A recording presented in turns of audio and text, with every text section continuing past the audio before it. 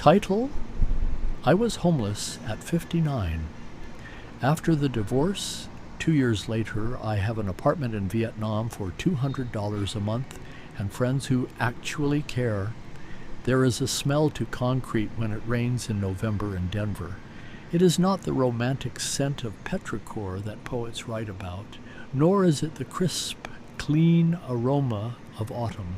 It is the smell of damp dust, stale exhaust, and the crushing, undeniable realization that the earth beneath you is completely indifferent to your body losing its heat. I know this smell intimately. Just 2 years ago, at the age of 59, I was sleeping on that very concrete. I was a ghost haunting the streets of my own city, wrapped in a faded olive green sleeping bag that felt more like a burial shroud than a source of warmth. I kept that sleeping bag. It sits folded in the corner of my living room today, thousands of miles away from those bitter Denver nights. It is my anchor. It reminds me of the cold whenever the tropical heat feels oppressive. It reminds me of the silence whenever the roar of motorbikes gets too loud. It reminds me that I survived the darkest chapter of my life. My name is Mike Serrano. I am 61 years old now, and as I sit here looking out the window of my apartment in Bian Hoa, Vietnam, watching the monsoon rain wash the vibrant green leaves of the banana trees across the alley, I realize how completely unrecognizable my life has become. 2 years ago, I was completely invisible, a discarded piece of humanity that people stepped around. Today, I am home. I pay $200 a month for this apartment. It has high ceilings, cool tile floors, and a balcony where I drink strong, sweet Vietnamese coffee every single morning. But more importantly, it has a solid wooden door, and that door has a heavy brass lock. The first night I spent here, I locked that door, sat on the edge of the real, actual bed, and wept until my chest ached. I wept for the man shivering on the concrete, and I wept for the man who finally, after so much pain, found a place to rest his weary bones. Let me take you back to how it happened, because people think homelessness is a sudden plunge off a cliff. It is not.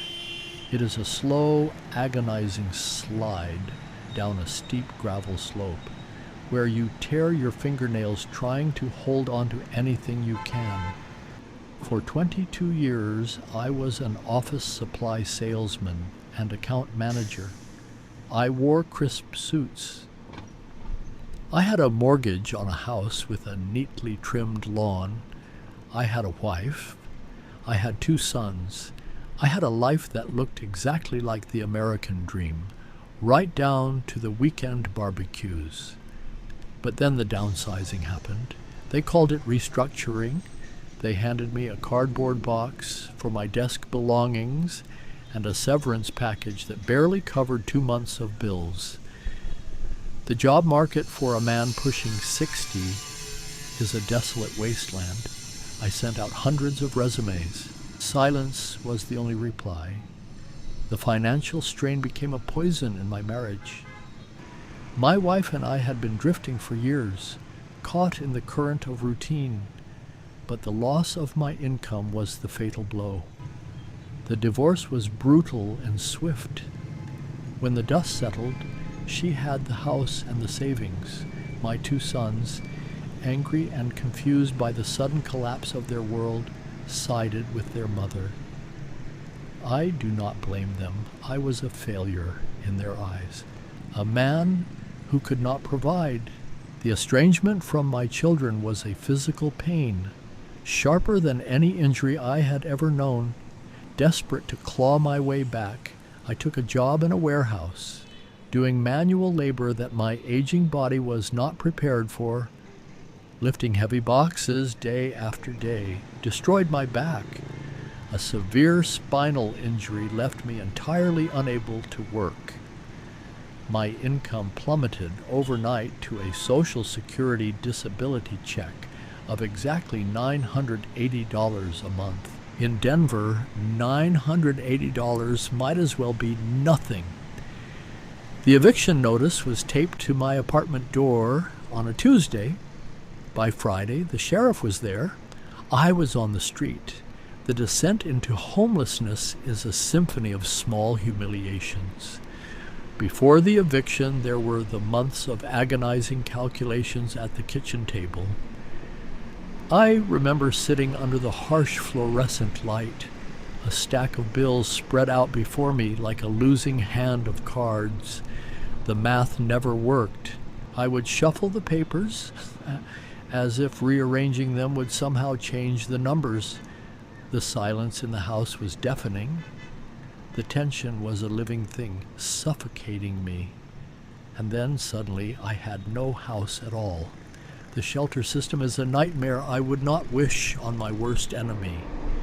It is a place of desperation, noise, and pervasive fear.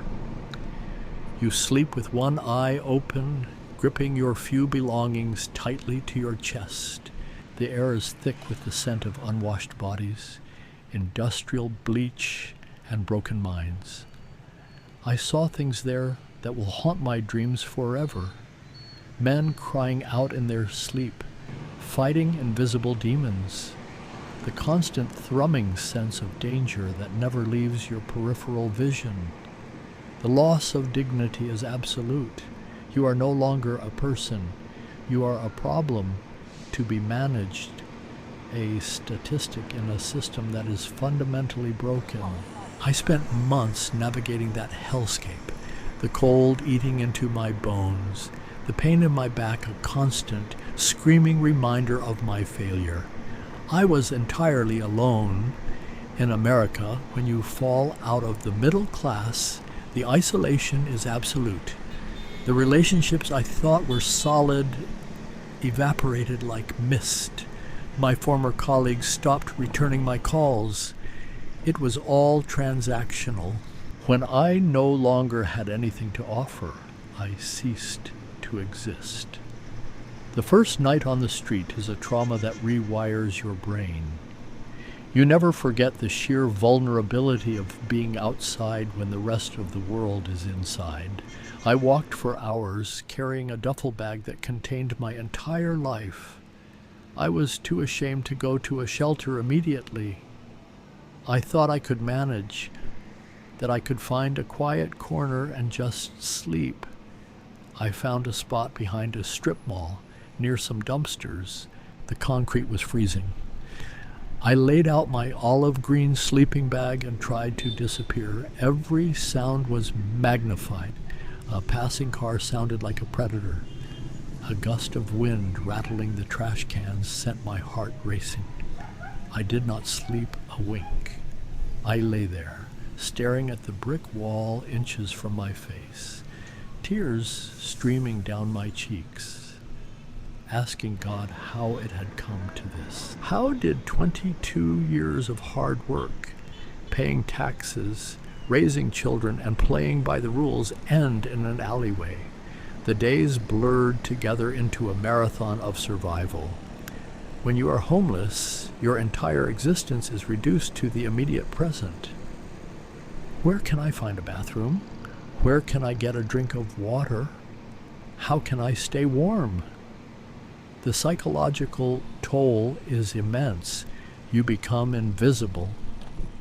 People literally look through you. If they do see you, it is with a mixture of disgust or fear. I learned to walk with my head down, avoiding eye contact, internalizing the shame that society projected onto me. I spent hours in public libraries just to stay warm. My sister, Linda, was my only beacon in that darkness. She lived in Denver, too, working as a receptionist at a dental clinic, barely making ends meet herself, but she never turned her back on me. Every Wednesday, she would meet me at a small, dingy diner near the shelter. She would order me a large breakfast, eggs, bacon, hash browns, pancakes, and she would just listen. She did not judge. She did not offer empty platitudes. She just let me be Mike. It was during one of those breakfasts that she brought up the idea of leaving the country. It sounded absurd at first. How could a homeless man with a broken back and $980 a month move to another continent? But Linda was persistent. She had been reading about expatriates living in Southeast Asia on minimal incomes. She had done the math. She showed me forums, blogs, and finally she slid a book across the table. It was called You Were Never Meant to Stay. The link is in the description. Reading that book in the public library felt like a key turning in a rusted lock. It shattered the American myth that you must work until you die to afford the basic privilege of living. It detailed the reality of geographic arbitrage, taking a fixed income from a high-cost country and spending it in a low-cost one. It was not about living luxuriously. It was about living with dignity. It was about having a roof over your head, food in your belly, and the freedom from the constant grinding anxiety of poverty. The more I read, the more a desperate hope began to take root in my soul. I spent hours researching, meticulously planning, running the numbers over and over again. I realized I could not survive another winter in Denver. I would die on that concrete. Vietnam stood out. Not the glitzy tourist areas, but the working class cities. Bian Hoa caught my attention. It was close to a major medical hub in Ho Chi Minh City, which was important for my back, but it was far enough away to be deeply affordable and authentically Vietnamese. The logistics of getting to Vietnam were a mountain to climb. I needed a passport, a visa, a plane ticket, and enough money to secure an apartment upon arrival. Linda organized a small fundraiser among her trusted friends and church members, telling them my story, preserving my dignity. It took 6 agonizing months to save the money. During that time, I lived with a singular focus. The cold of the Denver streets no longer felt like a death sentence. It felt like a temporary trial I had to endure. Every time I shivered in my sleeping bag, I pictured the warm sun of Southeast Asia. Every time a passerby looked at me with disgust, I imagined the friendly faces of a community that did not judge a man by his bank account. The day I left Denver, it was snowing, a bitter, driving snow that chilled you to the bone.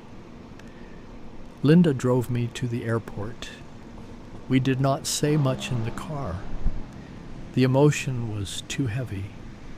When we hugged goodbye at the terminal, we both cried. She had saved my life, and we both knew it. Walking through security, I felt a strange detachment. The people around me were businessmen in suits, families going on vacation, people with lives and homes.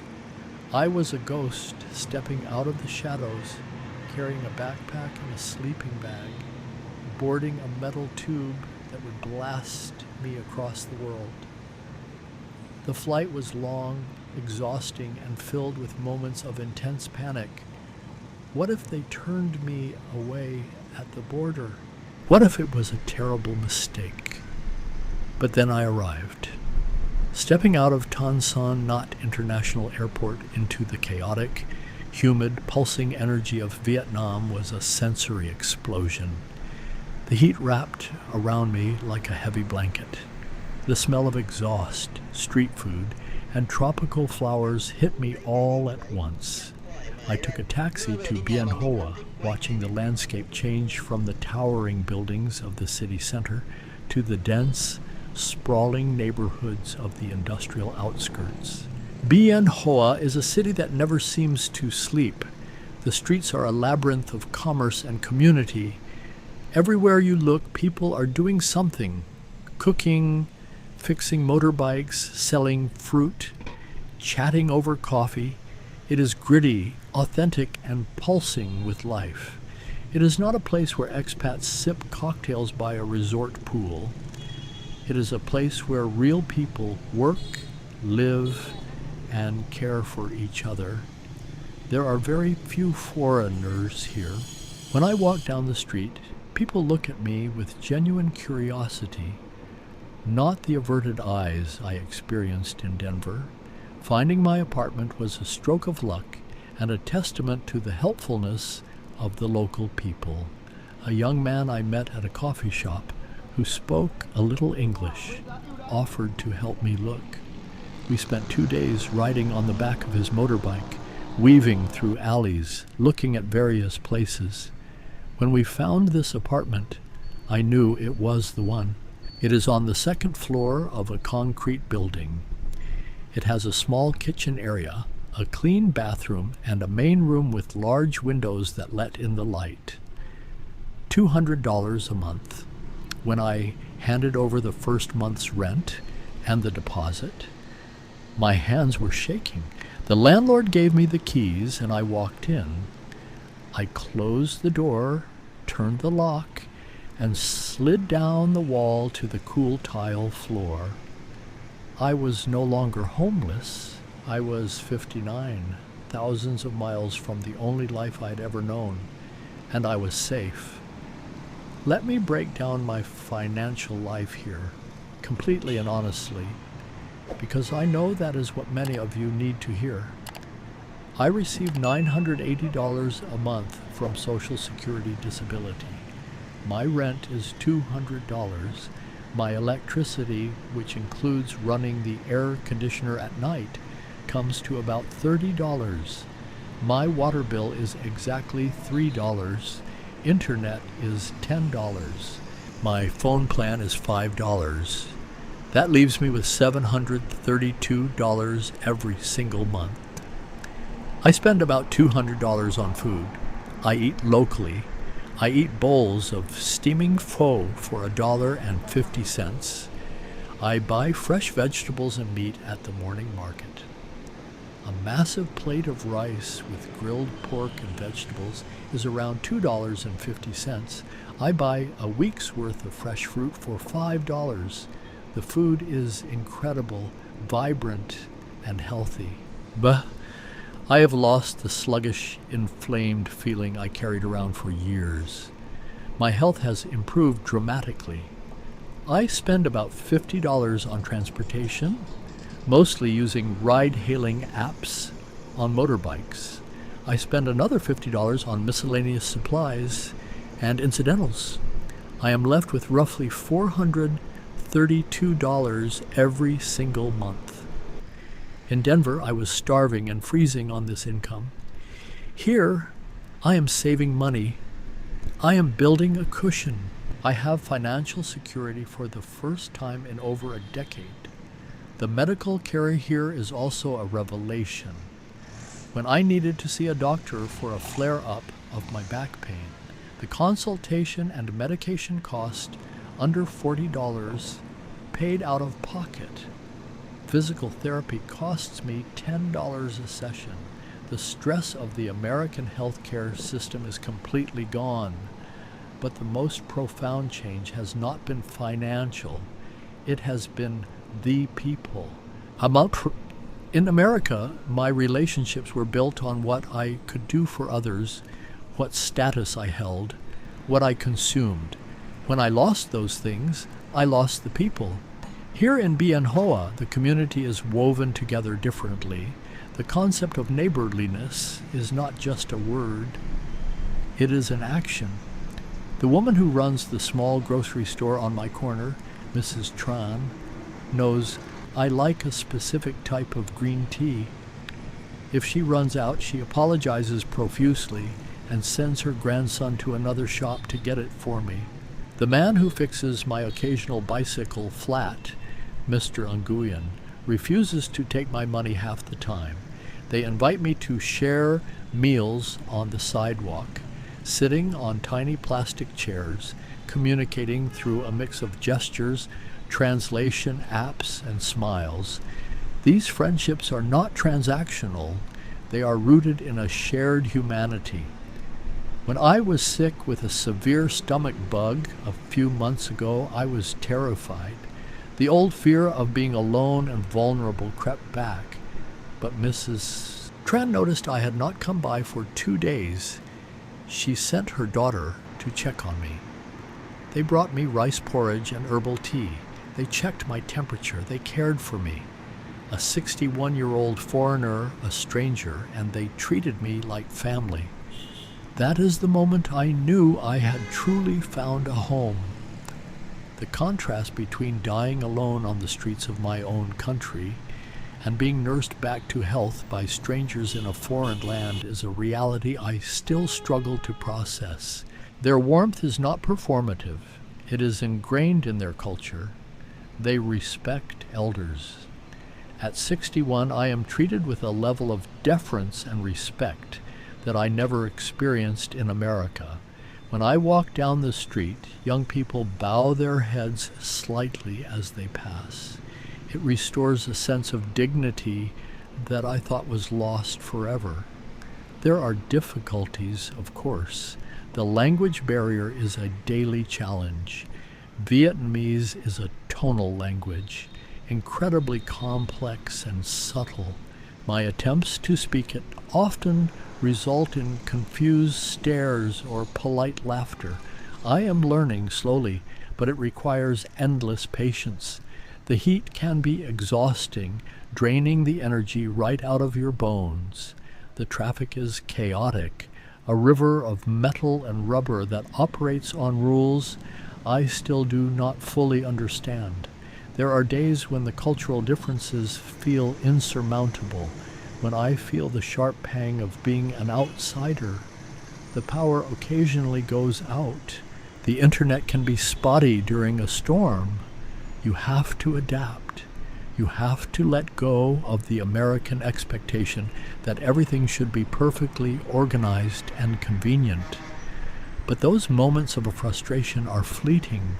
They are absolutely nothing compared to the profound sense of peace I feel when I lock my door at night.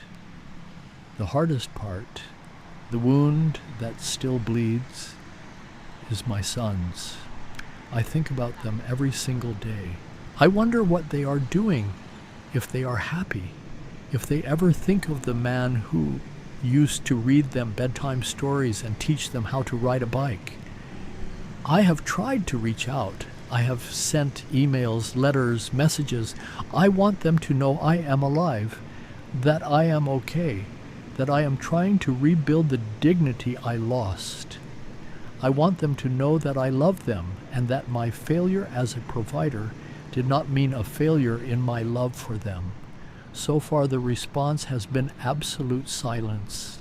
The estrangement is a heavy burden to carry, a shadow that falls over even the brightest days here. But I hold on to hope. I understand it. I was the captain of a ship that sank, and they were caught in the wreckage. But I am no longer drowning. I have built a sturdy little boat for myself here in Bian Hoa.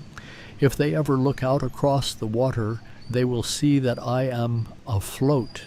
I am healing myself so that if the day ever comes when they are ready to talk, I will be a man they can recognize, a man standing on his own 2 feet, not a broken figure asking for pity. The journey from homelessness to here is not just geographical. It is a profound internal migration. When you live on the streets, your mind shrinks. It focuses only on the next hour, the next meal, the next threat. It is a state of perpetual hypervigilance. My nervous system was completely fried by the time I left Denver. For the first 6 months in Vietnam, I would still wake up at 3 in the morning, my heart hammering in my chest, expecting to be told to move along by a police officer, expecting the bite of the frost. I would sit up in my real bed in the dark and have to consciously tell my brain, "You are safe. The door is locked. You have paid the rent. You are not on the concrete anymore. Healing from that trauma is a slow process. I started walking every morning along the Dong Nai River. In the early hours, the city is enveloped in a soft mist. The air is cool, and the streets are filled with older folks doing Tai Chi, playing badminton, or just walking and talking. I became a regular fixture on the riverbank. People started recognizing me.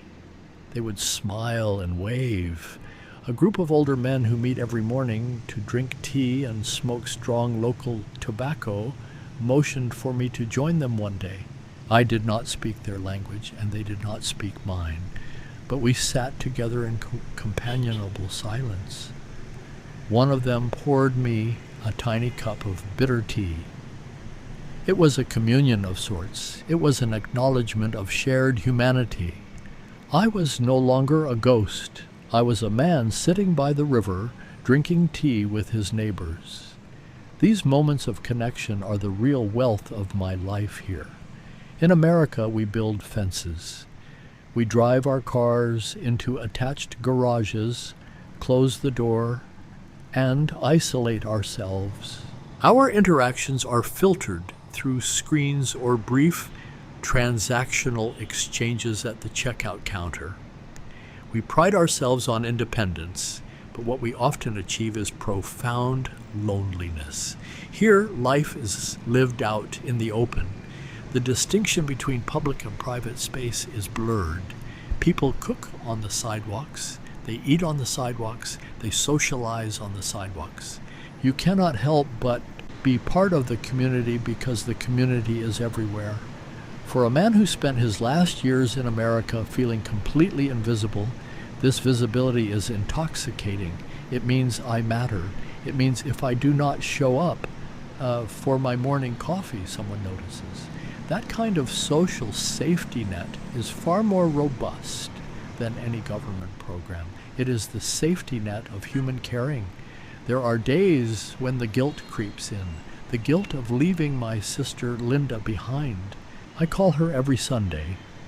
Through the video screen, I see the fatigue in her eyes. She is still running on the hamster wheel, working long hours, stressing over bills, trying to keep her head above water. I tell her about my week, about the fresh mangoes I bought, about the new words I learned. I want to buy her a ticket. I want to pull her out of the matrix, just like she pulled me out. I save a portion of my $432 of surplus every month, putting it into a special account. My dream, my goal, is to one day fly her here, to show her the life she made possible for me.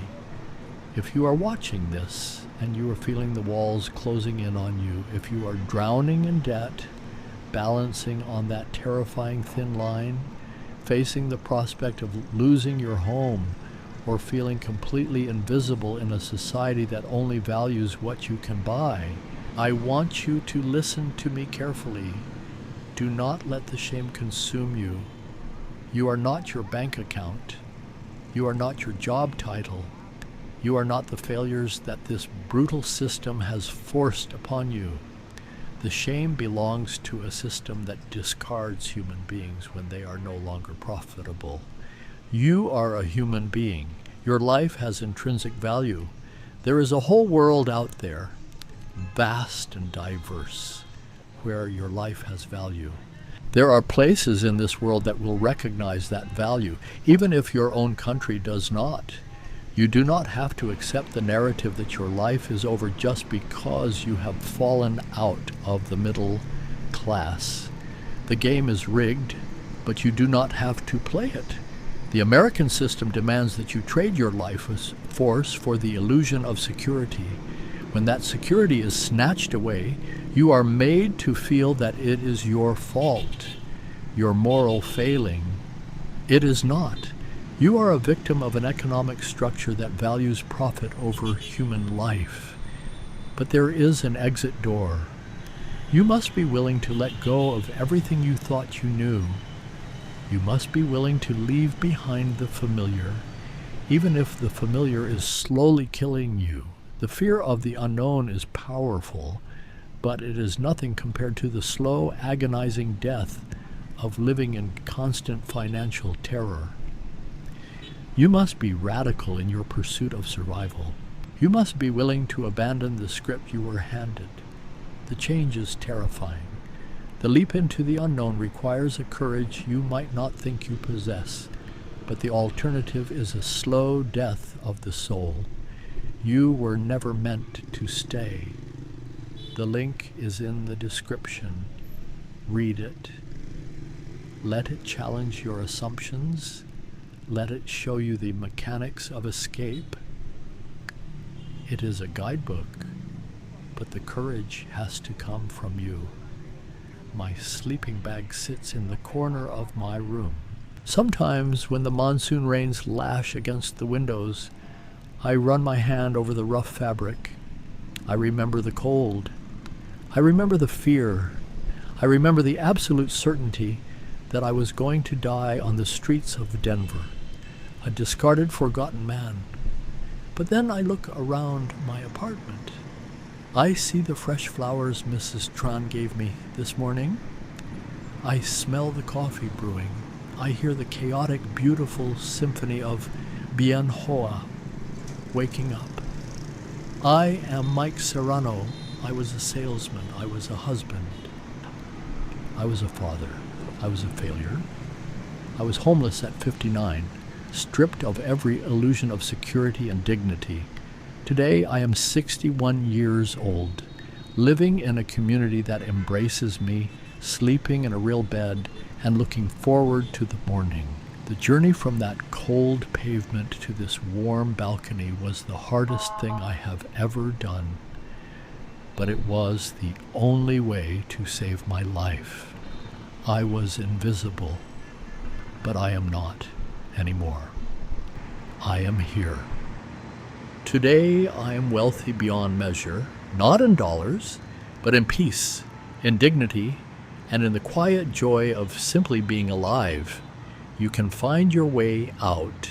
The first step is believing that you deserve to live.